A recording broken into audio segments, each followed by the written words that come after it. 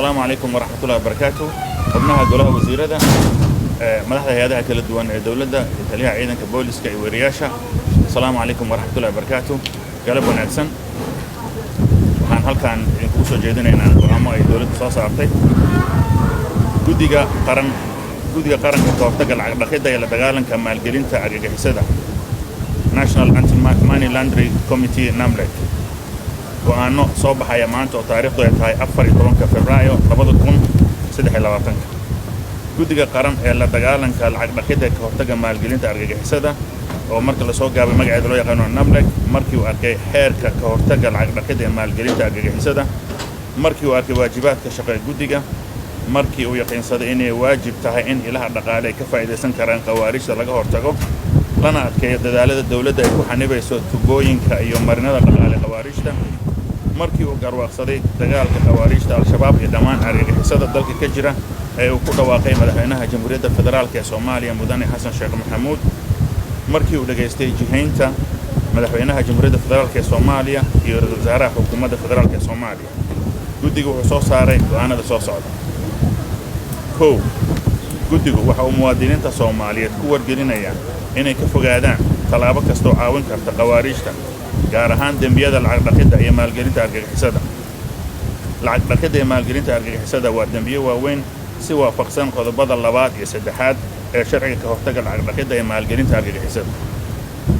qodobka 2, dhammaan shirkadaha dadka ka ganacsada dhulalka iyo dhismayaasha waa inay iska diiwaangeliyaan isla markaana oggolaansho ka haystaan wasaaradaha iyo hay'adaha ku shaqada leh, iskuna diiwaangeliyaan muddo 3 usbuuc gudahooda oo ka bilaabanta maanta oo taariikhdu tahay 14 bisha Febraayo sanadka 2023.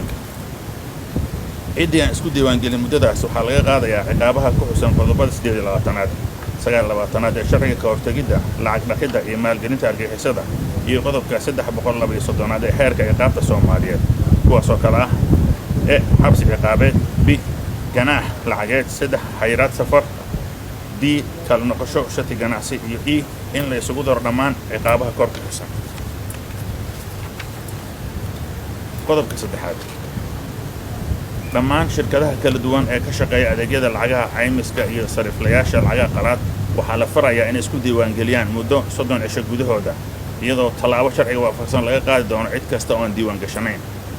4, guddigu waxa uu farayaa hay'adaha maaliyadeed, bangiyada, xawaaladaha iyo shirkadaha bixiya adeegyada lacagaha mobaylada inay ku soo gudbiyaan warbixinada ay warsadaan hay'adaha ku shaqada leh sida FRC iyo xafiiska xeer ilaaliyaha guud muddo 24 saacadood gudahooda. ciddii ku soo gudbin weysa warbixinada muddadaasi waxaa laga qaadayaa tallaabooyinka ku cad sharciga ka hortagga lacag dhaqidda iyo maalgelinta argagixisada.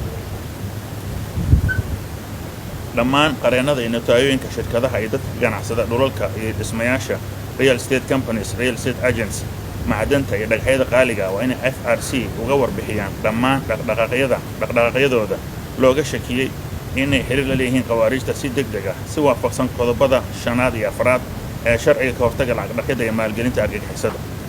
6, bangiyada, xawaaladaha iyo shirkadaha adeegyada lacagaha mobaylada aan shati ka haysan bangiga dhexe waxaa lala tiigsan doonaa sharciga hay'adaha maaliyadda 2012 soo baxay, iyadoo dabagal iyo baaritaan dheeraada lagu samaynayo dhammaan hay'adaha maaliyadeed ee gaarka loo leeyahay.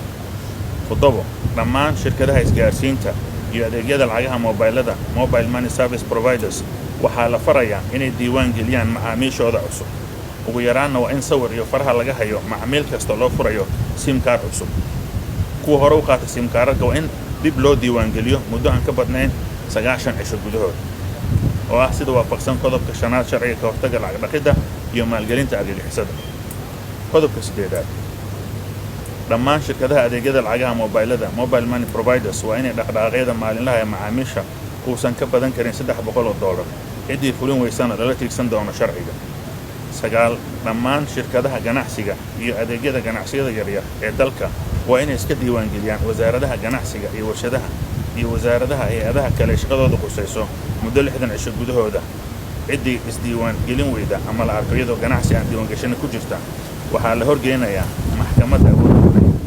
qodobka 10aad uguna dambeeya, dawladdu waxay la wareegaysaa si waafaqsan sharciga ka hortagga lacag dhaqidda iyo la dagaalanka maalgelinta argagixisada hanti kasta oo lala xiriiriyo khawaarijta, isla markaana xayiraad safar ayay ku soo rogaysaa cid kasta oo xiriir la leh lacag dhaqista ama maalgelinta khawaarijta halkaas ayuu nooga egyahay marka